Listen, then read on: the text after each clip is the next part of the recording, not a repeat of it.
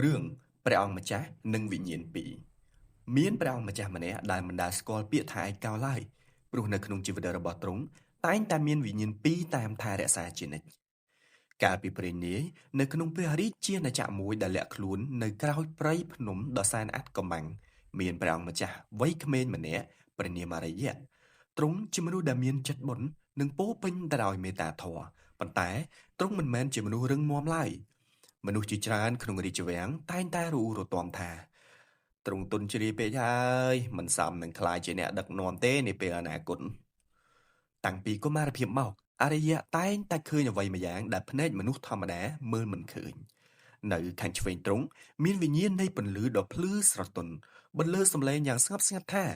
ចូលជ្រើសរើសផ្លូវត្រឹមត្រូវបើទោះបីជាវាពិបាកក៏ដោយនៅខាងស្ដាំទ្រង់វិញមានវិញ្ញាណនៃស្រមោលងងឹតដែលសោចយ៉ាងត្រជាក់រួចខ្សឹបថាមានតែអំណាចនិងភាពដាច់ខាតប៉ុណ្ណោះទើបអាចការពារខ្លួនឯងបានថ្ងៃមួយភ្លើងសង្គ្រាមបានឆាបឆេះឡើងសត្រូវដ៏ខ្លាំងពូកែបានមកឡោមព័ទ្ធនគរប្រជាជនរស់ក្នុងភាពភ័យខ្លាចអាហារខ្វះខាតសេចក្តីសង្ឃឹមចាប់ផ្ដើមរលាយបាត់បន្តិចម្ដងក្នុងនាមជាអ្នកដឹកនាំអរិយៈត្រូវតែធ្វើការសម្រេចចិត្តដ៏ធំមួយវិញ្ញាណពន្លឺដាស់តឿនថាចូលការពារប្រជាជនដោយក្តីមេត្តាកុំបំផ្លាញអ្វីដែលអ្នកចង់រក្សាទុកប៉ុន្តែវិញ្ញាណស្រមោលបែរជាសាច់ចំអកហើយនិយាយថាបើទ្រង់នៅតែទន់ជ្រាយបន្តិចទៀតទ្រង់នឹងបាត់បង់គ្រប់យ៉ាងវិញ្ញាណស្រមោលចាប់ផ្ដើមលបួងចិត្តអរិយៈម្ដងបន្តិចដាក់ទណ្ឌកម្មសត្រូវឲ្យធ្ងន់បំផុតប្រើល្បិចកលដើម្បីឈ្នះបោះបង់មនុស្សមួយចំនួនតូចចោលដើម្បីរក្សាមនុស្សភាគច្រើននៅពេលឃើញប្រជាជនរងទុក្ខខ្លាំងពេកបេះដូងអរិយៈក៏ចាប់ផ្ដើមប្រែប្រួលទ្រង់សម្រេចចិត្តជ្រើសរើសយកអំណាចជាធំ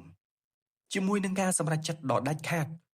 និងគ្មានមេត្តាសង្គ្រាមក៏បានបញ្ចប់ដោយជ័យជំនះសត្រូវបានគំទេចដោយគ្មានសល់ហើយនគរក៏ត្រឡប់មកភាពរឹងមាំវិញប៉ុន្តែភាពខុសប្លែកគ្នាមួយបានកើតឡើងស្នាមញញឹមរបស់ប្រជាជនបាត់បង់អស់ទៅហើយ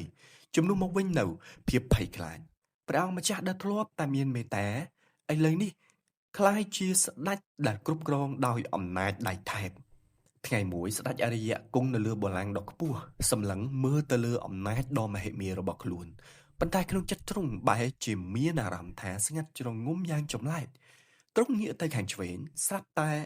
ឃើញថាវិញ្ញាណពន្លឺបាត់បង់ទៅហើយទ្រង់ស្រន់ស្លោរួចស្រែកហៅតើអ្នកទៅណាត្រឡប់មកវិញមក